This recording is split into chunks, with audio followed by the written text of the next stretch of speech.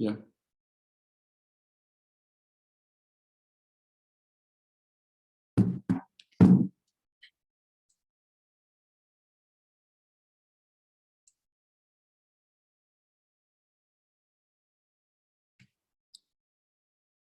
Hello, good evening, everyone, and welcome to another amazing webinar of CysecNG. And I want to welcome everyone.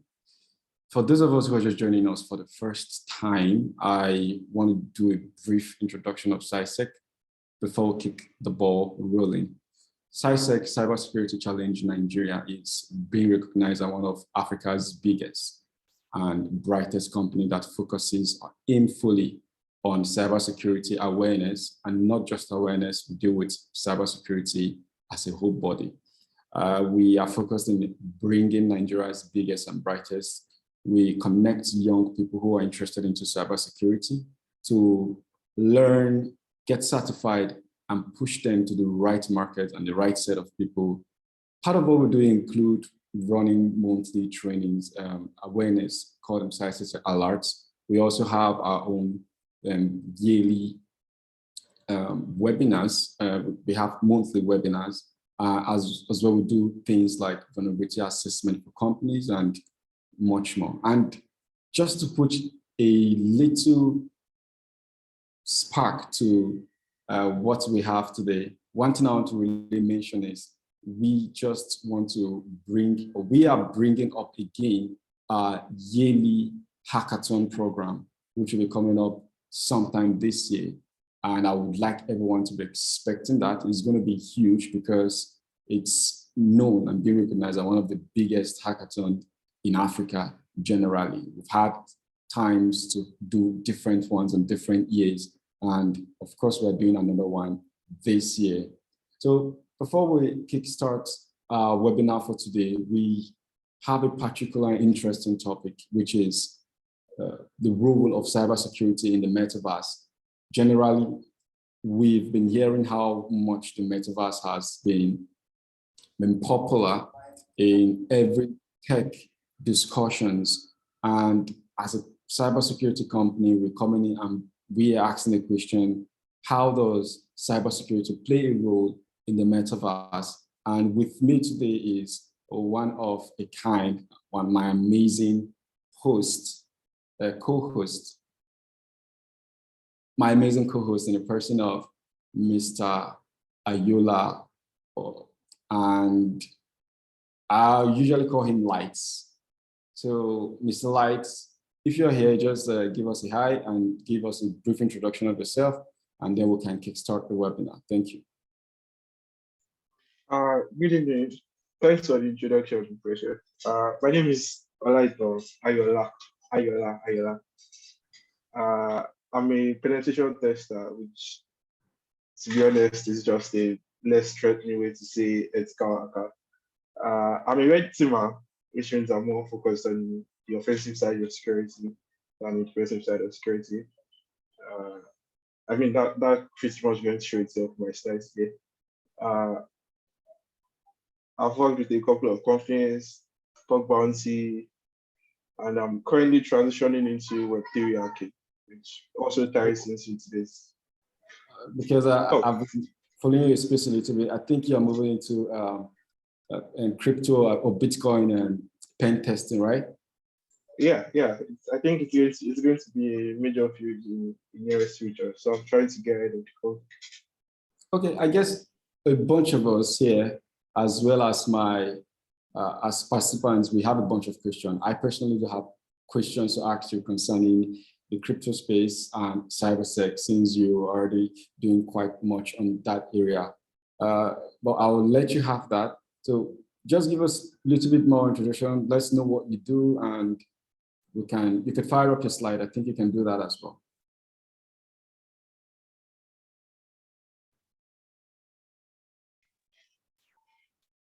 Let's see. Screen sharing is disabled. Okay, that will be handled in a minute.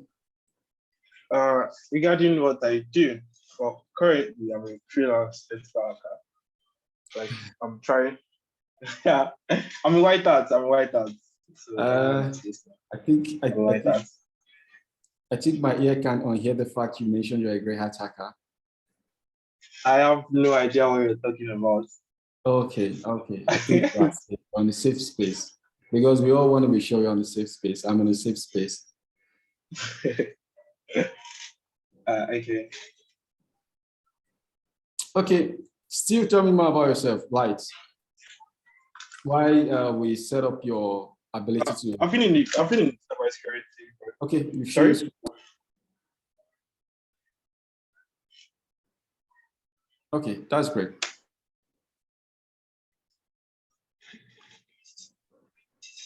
Is that visible? I can see it. Okay.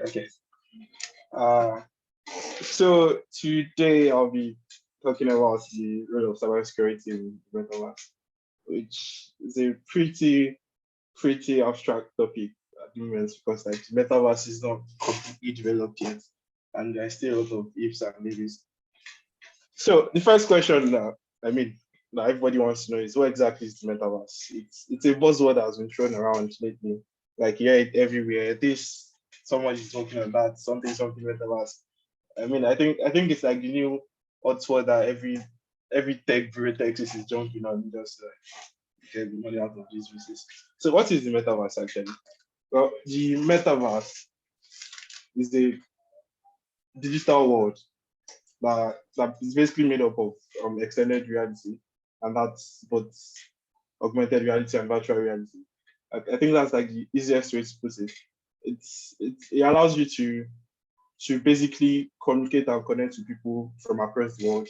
Imagine wearing your glasses and you can look to your left and through the glasses, like augmented reality, you can see your friend who is in Russia, for example, just as that.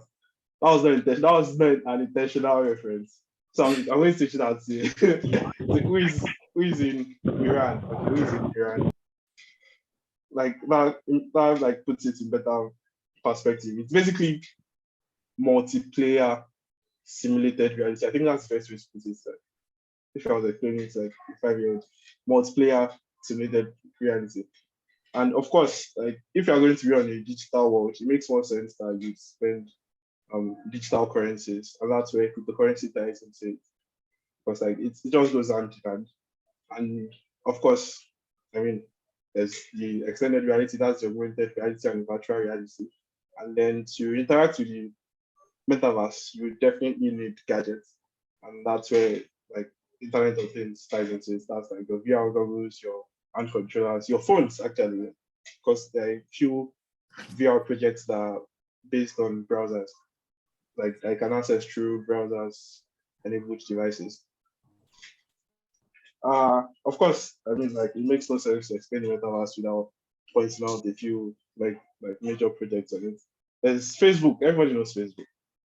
Everybody knows Facebook. Like even if you don't want to know Facebook, everybody has to know Facebook. Like they own a portion of the internet. And frankly speaking, like a portion of our lives is very nice. And well, Facebook has been heavily investing in the metaverse. So going so far as to change their company name into Meta. They invested over $10 billion like into building the metaverse. And there are also rumors that they are creating their own blockchain to serve as like the currency for the metaverse, which is there. But it's currently not being rolled out because United States is not allowing it, which thank God for that. Like we don't want smartphones anymore. Only the metaverse. And another project is Decentraland. That's on Ethereum. It's browser based. I'm sure like anybody who is in the crypto space must have heard of the Mana cryptocurrency. It went up about 11,000%. That means like if you put $10 you'd have like $1,100. Like that's how much people invested into it to show you like how much people are really into the metaverse thing. Then there's Sandbox on Ethereum, there's portals on Solana. That's my personal favorite. That's kind of invested in that one. And then there's NFT world on Ethereum, which is a virtual world. Like you can basically customize into anything you want. And then there's Blocktopia on Matic. And if you're going to talk about cybersecurity, hackers follow the money. Like white hat hackers exist because they are black hat hackers.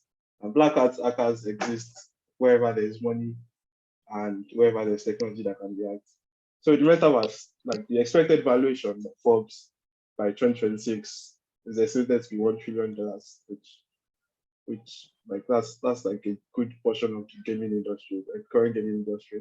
Bloomberg thinks it's going to be $800 billion by 2024. Global News Wire, I think, is going to be $758 million by 2026.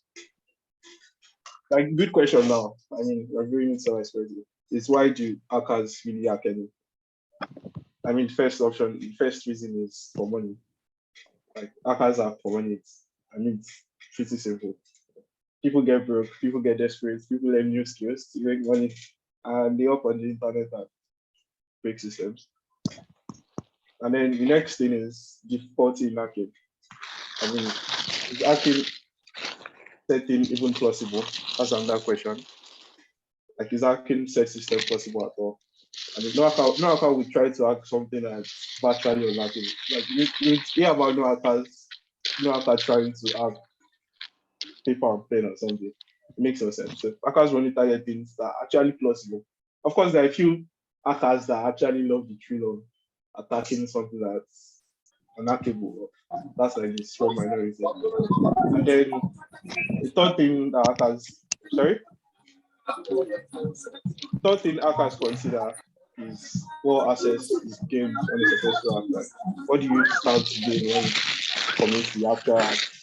I mean, like, if you're going to hack the world's toughest like security, world's toughest firewall, like it's only because you want to like say like leave to new song or something.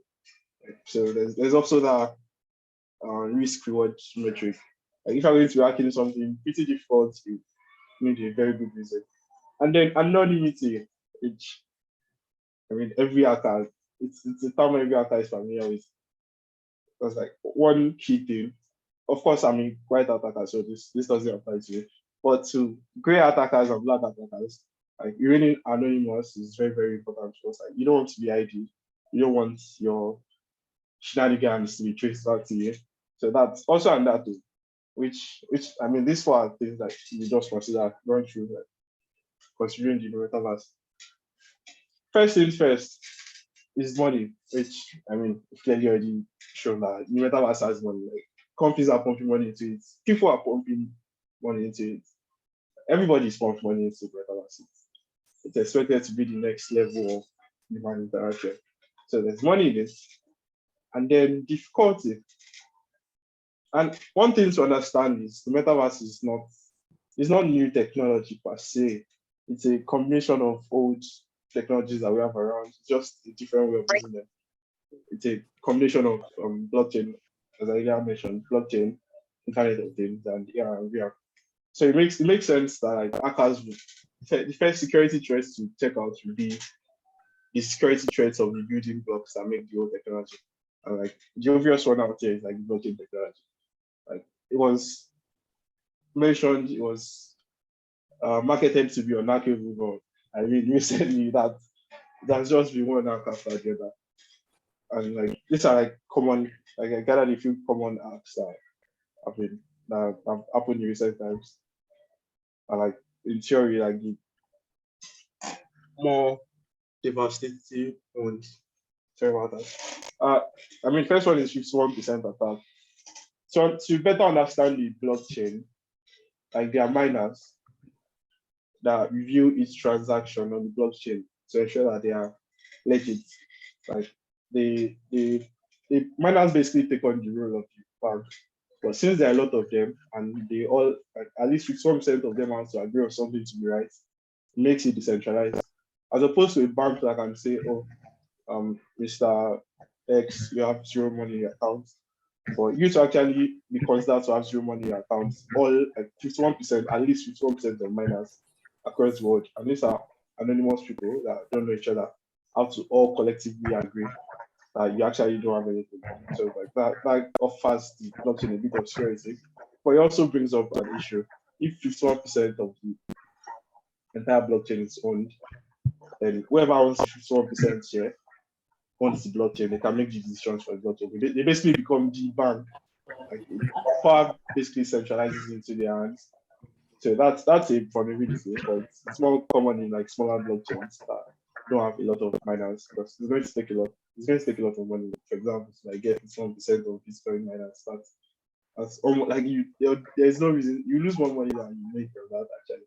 And then there's buggy code. This one is actually a very funny one, because a recent art happened, and Akash stole $320 million from one more, which is for like simpler terms. Let's just say it's a company on Solana and on Earth, like it bridges Solana and Earth, the company between Solana and Earth. Like, so there was a bug on like their contract. So I mean, their contract is open source. So they made the push on GitHub, like commits, like to fix the bug, but they have not pushed it into production.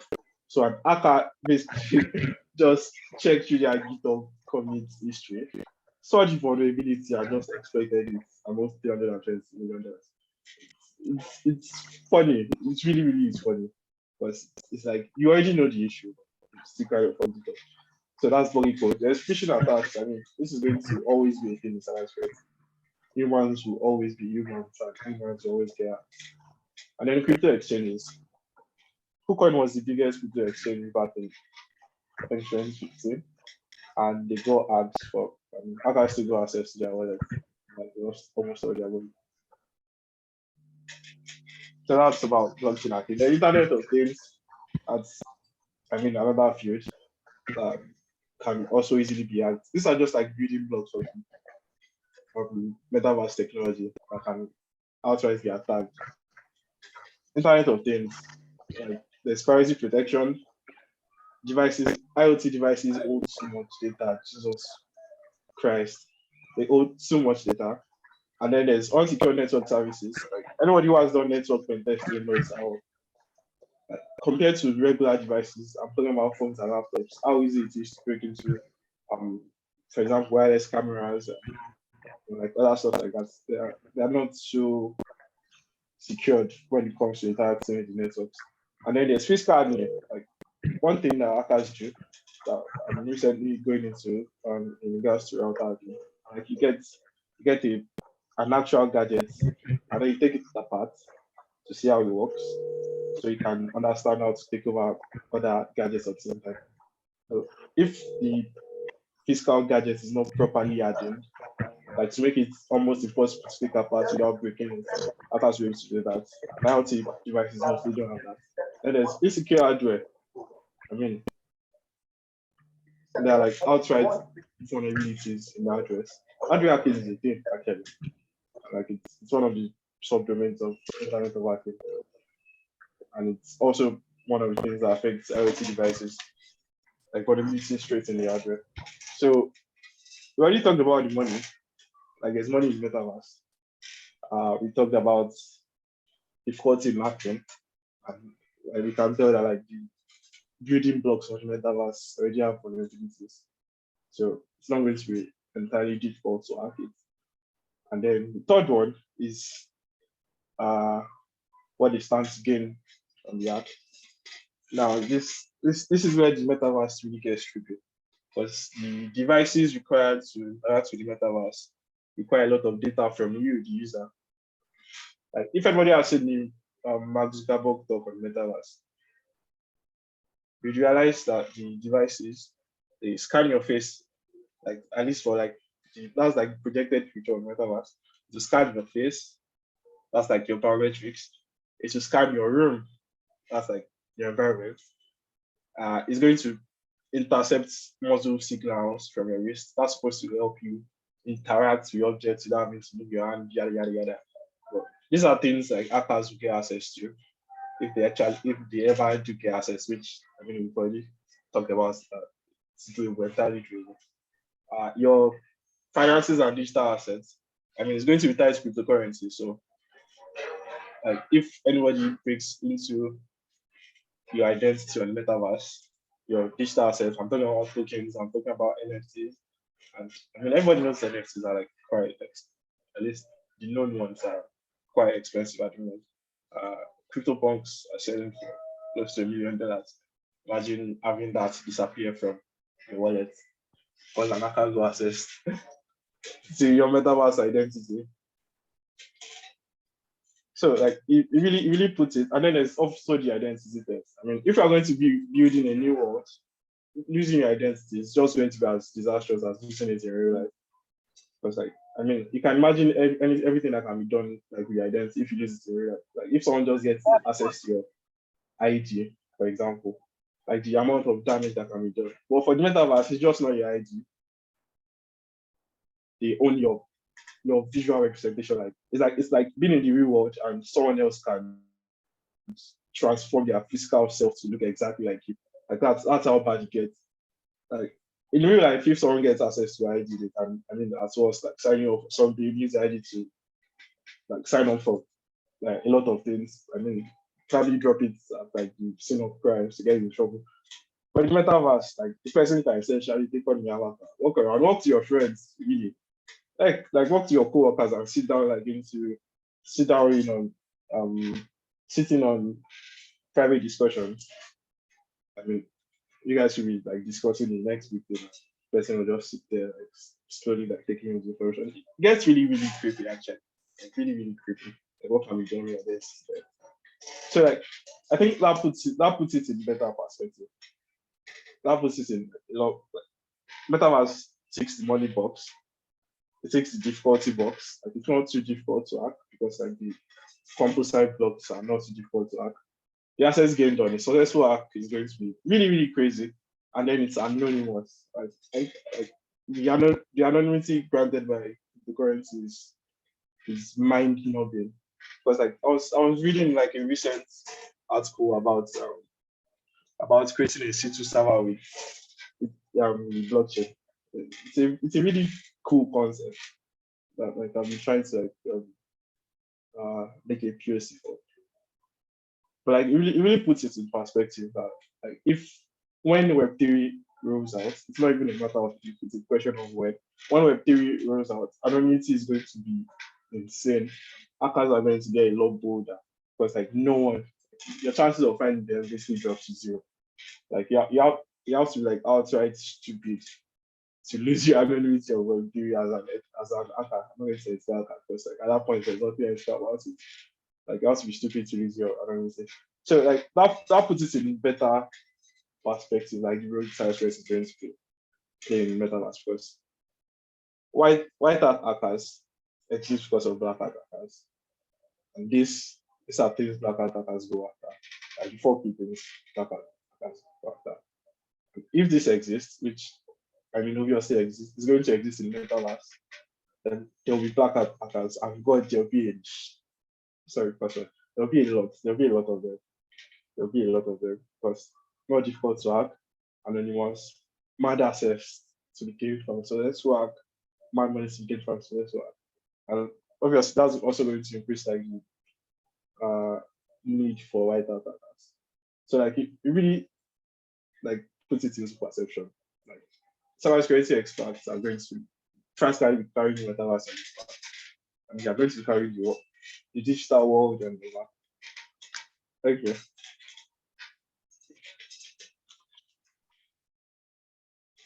Wow, that's an amazing one, though. Like I said, I actually have a bunch of questions, but I'll try to keep it low.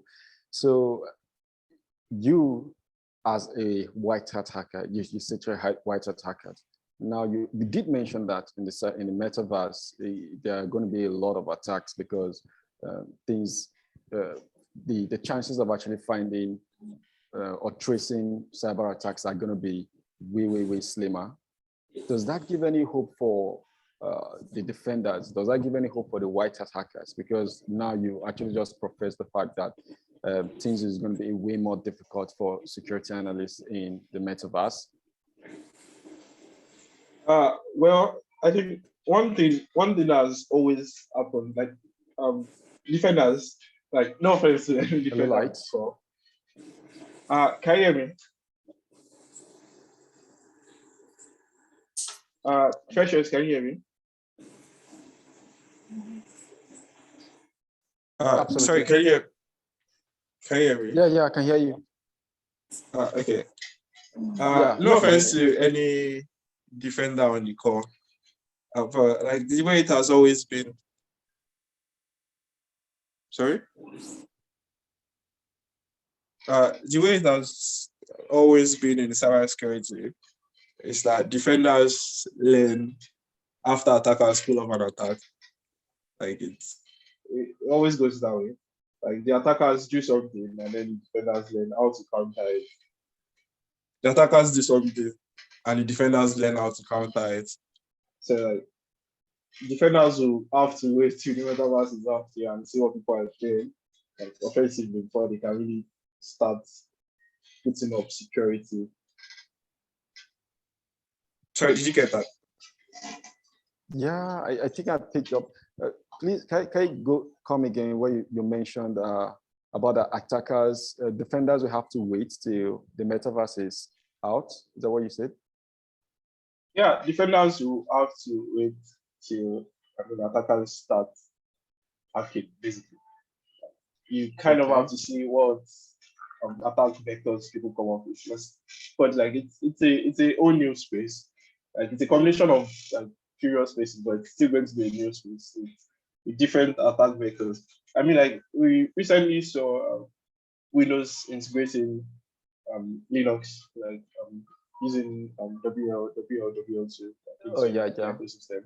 And that you can like see how that opens up like a new wave of attack vectors like into like the entire space. Yeah, so it's going to be the same thing for the metaverse. It's not going to be blockchain and IoT are now mad. Like you see people like jumping across both spaces, like creating mad attacks. It's really good. Like I'm really looking forward to it.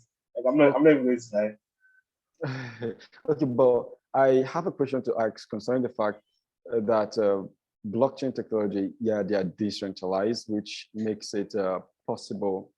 The idea of why they're decentralized is the idea that nobody owns it. There's no some sort of an admin in the blockchain that oversees everything, which means if there's some kind of data stealing, you can't really trace it to anybody and nobody can do anything about it. So I want to ask, do you think really blockchain technology can't be traced? Because I personally read an article, I think that was a month ago, of a blockchain attack that happened as far back as 2016. And sometime this year, this particular attack was the billions of dollars that was stolen, the millions of naira that was stolen from the blockchain, the particular wallet address was traced to a particular account. And that has actually cleared a particular thought. Is blockchain technology really, really untraceable? What are your thoughts on that?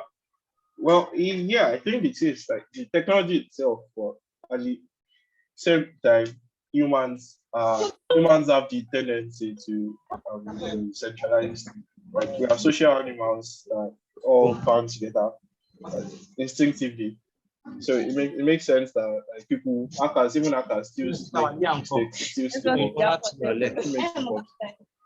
like for example, there was this particular wallet that stole money off the Solana blockchain. He sold NFTs and didn't actually give people the NFTs and just took their money and that. Like wow. I mean, as at that moment, the person was untraceable. Like, no, it's just an address. It's just an address with the money. We don't know where it belongs to. But said person made the mistake of sending that money, like the stolen Solana tokens, to a centralized exchange, Binance, for example. And of course, Binance has your name, they have your address, they have your email, they have your phone number, they have your ID. Like, at that point, it's just a question of like, I mean, after you fooled it off, congratulations, you have the biggest thing in the world. But are you now going to be stupid enough to move into somewhere where you can be traced? And of course, there are ways around that. There are tumblers. Like tumblers are basically like a lot of wallets. Like imagine 10 million wallets and you split $10 million into $1 each and send it into 10 million wallets. Or send money across each other. Basically like losing the transactions, like lots and lots of transactions. And then there's an exit point. So it kind of tries to throw you off the trail. And then of course there are also privacy tokens. Yeah, that's for example Monero. Monero is a privacy token. If you're an hacker, I allocate it to cryptocurrency, Monero is the way. Monero. Okay. No, So yeah, please be a white attacker. Don't be. you're really pulling their flags. So okay, all right. That's a good one. So you really believe you're really literally putting out the fact that yes, blockchain technology could be really, really difficult, but there's no really 100% guarantee that they can be untraceable. Is that what you're saying? Yeah, I think the technology itself makes it untraceable, but the human aspect of it kind of brings that. So yeah, I think that's more like it. Like technology itself makes it gives you the untraceable, opportunity. but then we have the humans are actually the vulnerable point. Parts, exactly. Okay. I don't know if anyone has any question, they could actually put it up as well, or you could actually turn on your mic and ask your questions as well. But I think I still have quite some going. Is anyone?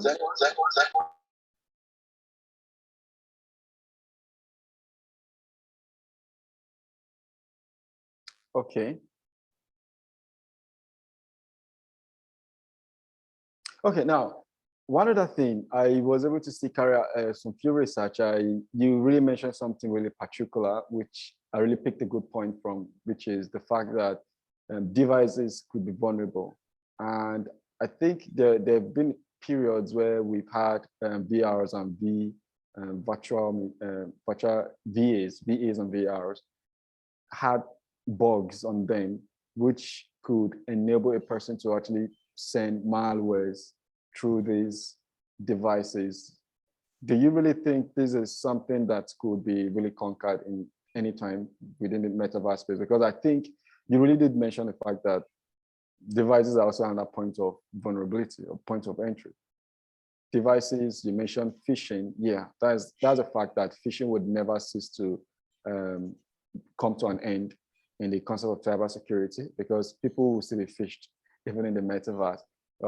Throw more lights on the aspect that devices, because I did check it out, devices could have the ability to hold malwares, or could be affected, or could be vulnerable. And I was like, for a VR or for a VA to have a malware, that is some crazy thing.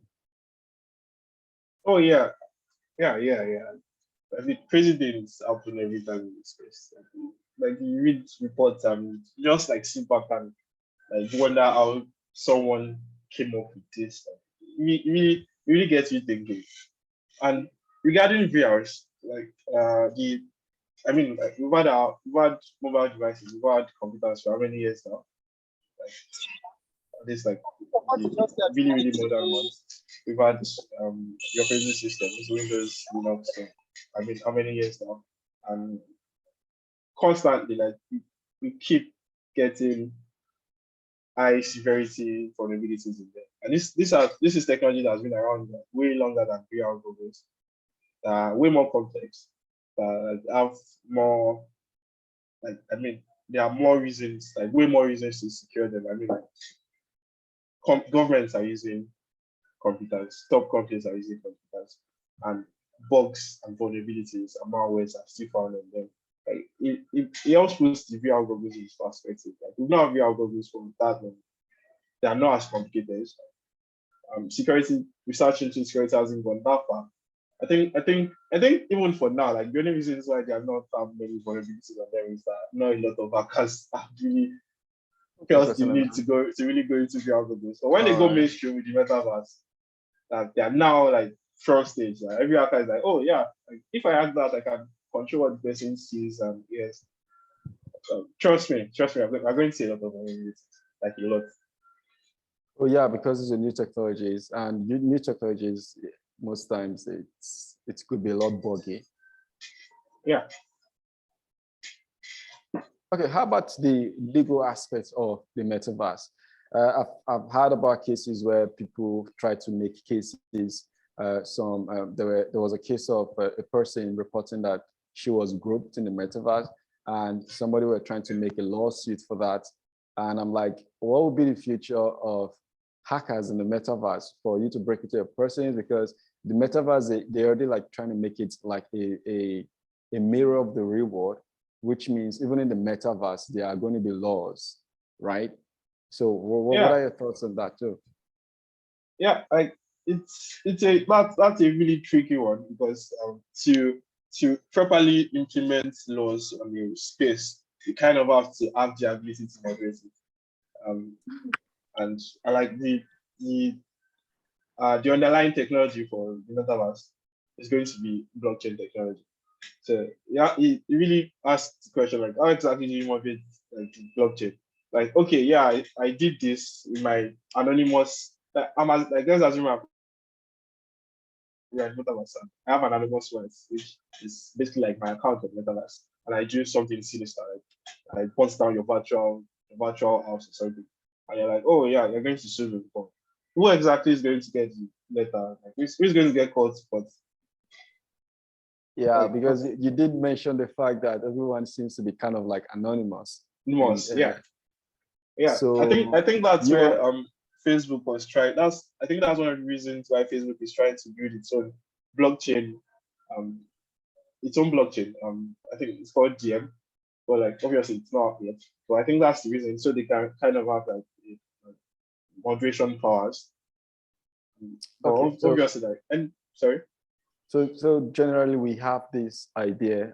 Usually techies, I'm not gonna lie, most of us actually feel Facebook is one of the most data privacy offenders, and because of the fact of the amount of data that actually take from individuals.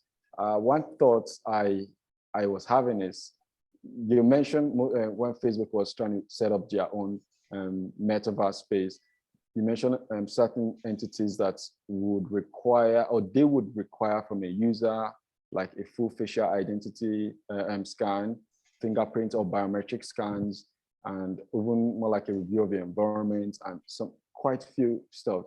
That, don't you think that is enough data? Because I was still trying to put in the idea that in the blockchain technology is decentralized. There's no admins. There is no admins. But are you thinking, or do you feel that Facebook is trying to make some kind of like a top party or an authority over the metaverse in some other cases? Oh yeah, I think so. I think that's metaverse. I mean that's that's Facebook. That's Facebook. So that makes it possible. So that makes it possible to properly carry out laws in the metaverse, because Facebook has identities of people who register with them. More like Well, Facebook is a big player in the metaverse, but they are not the only one building the metaverse. They're just like one of the big players, big people playing the metaverse. Like, the metaverse is not going to be Facebook's property. Facebook is just trying to do their own version of it. So like, if you're going to enter Facebook's version, you're going to have to subscribe to their laws, and that's perfectly fine. Yeah. And of course, they won't tell you have to scan your face because you want to know who you are.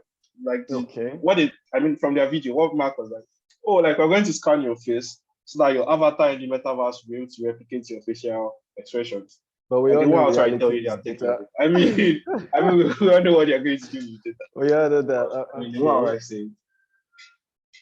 Okay. But like the other projects I mentioned, the 5 other projects on the blockchain, they are built by anonymous developers. Like, even the developers are not ready to demystify their identities. So like, they can't really expect that from their users.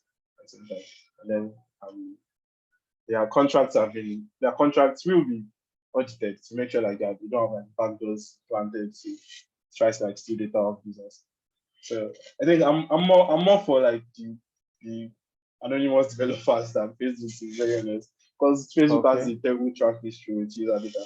Oh yeah, all right. That's actually a good point. Okay, yeah, I think I'm actually enjoying the whole talk about the cyberspace and metaverse. Do we still have any questions from anybody out there?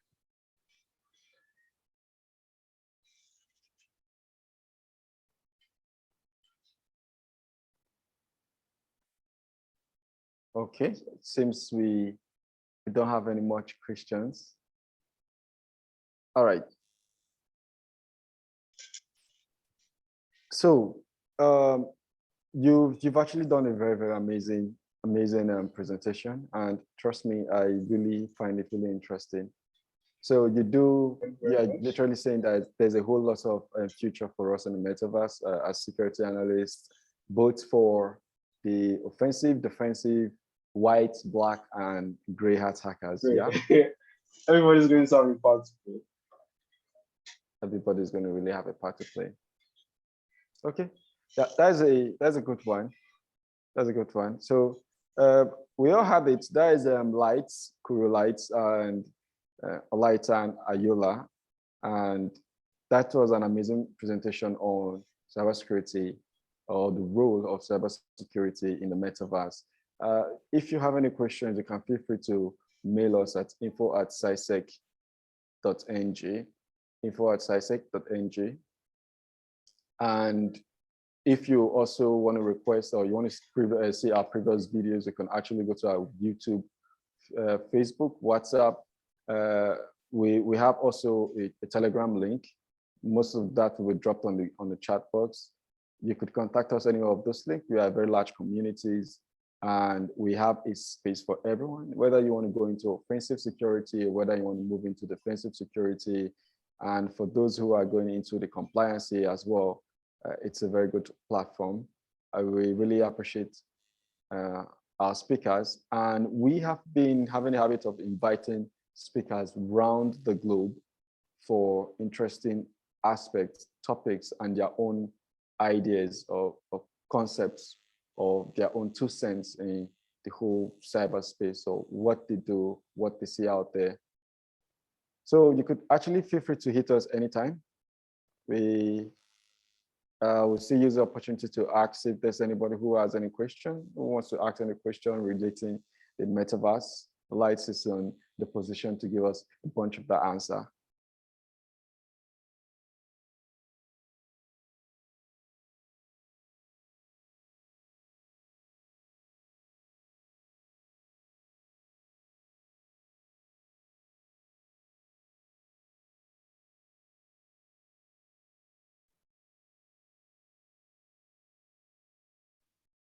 Okay, I think that is it. So we probably don't have any more questions. It's a good topic, but we are also trying to put out the advert there that our annual cybersecurity or cybersecurity challenge hackathon for the year is going to be coming up. We all should be watching out for this space, and there are a lot of prizes to be won. Talking about a lot of prizes. I'm not going to be doing the unveiling now. We also have swags. We are going to be inviting speakers from different parts of the world to also talk about, because it's not just a hackathon, it's also a hackathon and a cybersecurity conference, one of the largest in Africa, like I said. So it's a space for hackers. There are going to be a whole lot of environments suited for everyone. You don't have to just be focused on the offensive security. If you are not so comfortable with offensive security, we have a space for offensive, defensive, and compliance, those who are going to the managerial, those who are just want to be consultants, those who want to build up the career in the cyberspace. We have a bunch of those available to us all. So feel free to follow any of our social media page, and publicity will be coming up in a few times from now. So thank you everyone for this amazing time you've spent with us in this platform. We hope to see much more on our next webinar, which is going to be coming up on the last Thursday of next month. Thank you.